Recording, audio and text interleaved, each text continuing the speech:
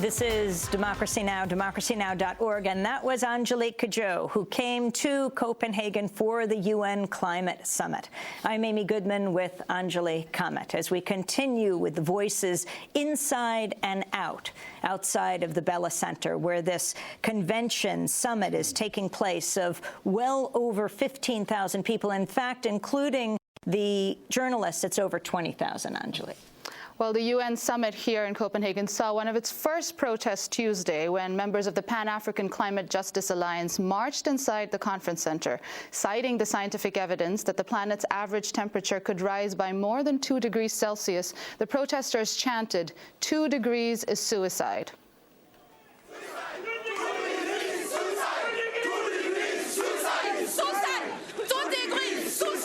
Actually, it is one of the disappointments, and we have been following very keenly, and we have realized that particularly the Danish Prime Minister is determined to deliver a politically binding deal, which, of course, you know, there is no deal there. It is just something, a decoration of a failure.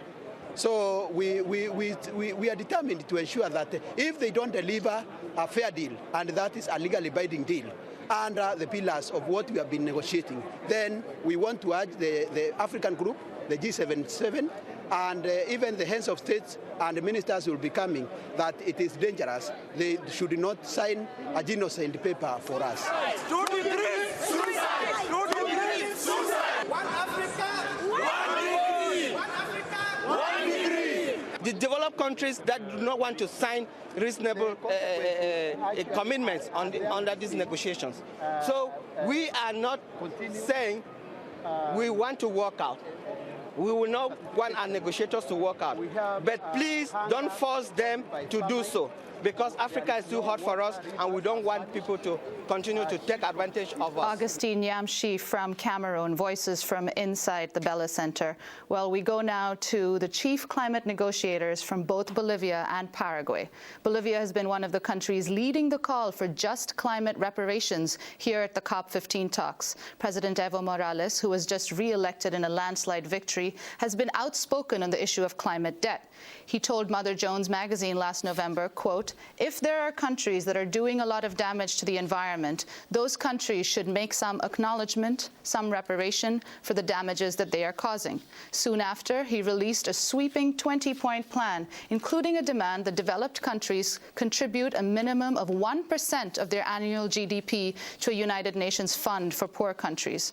We're joined now by Angelica Navarro, the chief climate negotiator for Bolivia, and we're also joined by Miguel Lovera, the chief negotiator for Paraguay. He's played a key role in negotiations over the world's rainforests that many expect will be one of the few deals to be actually finalized at the summit here in Copenhagen. It's called REDD, or Reducing Emissions from Deforestation and Degradation, and a final text is expected as early as this weekend. Angelica Navarro and Miguel Lovera, welcome both of you to Democracy Now! Angelica, maybe we can start with you. Talk about the Danish text and your reaction. Well, I have to say that everybody was taken a little bit by surprise, but I also want to congratulate the very good work that the press has been doing, because we have learned it from the press, actually.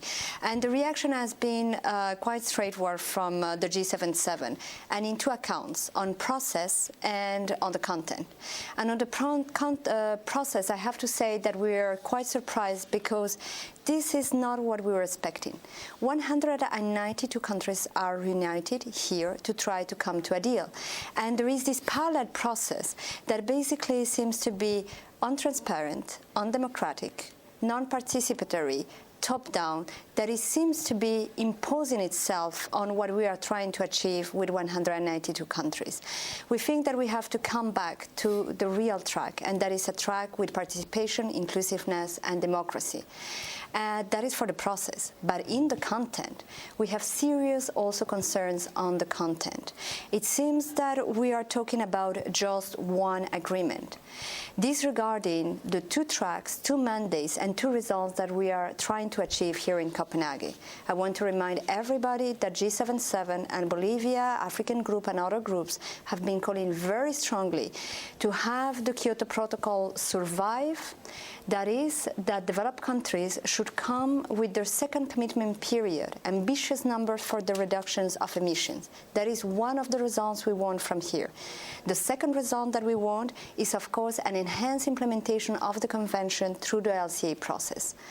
What the Danish text seems to be do is a merge of the two, which impose new obligations to developing countries. So we are the ones that are supposed now to be mitigating, and I'm asking, what will a developing country, rural men or women, indigenous women in Bolivia doesn't even have electricity, will mitigate? And for what? So that developed countries can even have still 2-3 cars? Or just like 4 times change their clothes in a year? What are they asking? Do they want us to finance the problems they are causing? Why should I pay for them? But on top of that, why should we choose between building a school, a bridge, or a hospital and adapt? So that is what we think. And on top of that, we think that the level of ambition that what is proposed in the Danish leaked text is definitely not enough. It will not solve the problem. It will not solve the climate change. Angelica Navarro, you took the stage by storm, to use a climate metaphor, in June in Bonn, Germany, when you talked about this issue of climate debt. Explain what you mean by it.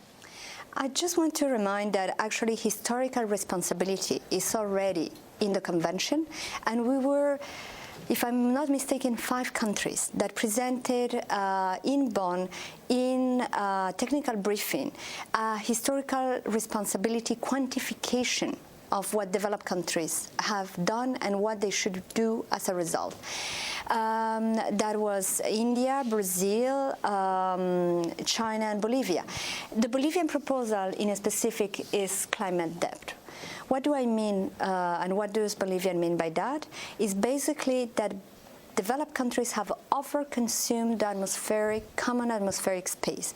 20% of the population have actually emitted more than 2/3 of the emissions, and as a result, they have caused more than 90% of the increase in temperatures. As a result, developing countries, we are suffering. Bolivia's glaciers are melting between 40 to 55%. We have extended droughts. We are having the lowlands more flooding, and we are losing between 4 to 17% of our GDP in the worst years. That is climate debt. And what we are asking is repayment. We are not asking for aid. We are not begging for aid. We want developed countries to comply with their obligation and pay their debt. How are they going to pay it? The first part is to pay it through reduction emission domestically. They have really to fulfill their obligations. This is not money. This is not the part of monetary. They just have to comply with their obligations ambitiously for the first and second commitment period. And the second part of the climate debt is the adaptation debt. Everything that we are already suffering as Bolivia, as indigenous people in Africa and in other parts, that we can accept, that is finance and transfer of technology, but not the peanuts that we are seeing on the table right now. That is not even a fraction of what they have used to save their bank. But apparently, finance and banks are more important than people and life. And that is very sad, but it's like that. Because we think that they are negotiating not an environmental agreement, they seem to be negotiating an economic agreement. Evo Morales, your president, is calling for a 49% cut in greenhouse gas emissions. Yes, actually, we have several numbers. We are asking for the 49%, and I'm happy to be with Paraguay because we are co-sponsoring the same actually submission. This 49% has to be in 2017. But even like that, developed countries will not be able to repay their debt. They have to pay more. We know they cannot do that, but the amount is so important that actually developed countries should do negative cuts. How are they going to do that? We have to think about it. When the 49% is just a fraction of what they are doing. Meaning that they have to reduce everything to zero, but on top of that, they have to liberate atmospheric space they have occupied unrightfully for developing countries to develop. What they cannot pay in emission cuts, they can pay a little bit on finance and transfer of technology. We can think on that. And of course, we have to go real on the numbers. It's not only the cuts, but it's also the degrees that we want to talk about. We are talking less than 1% as Bolivia, because 2% is the reality of the north. 2% is 3% for Africa or for the south. You have to add at least 1 degree to what developed countries are proposing. Let's get real on and the reality of the south has come, and it has to come in numbers.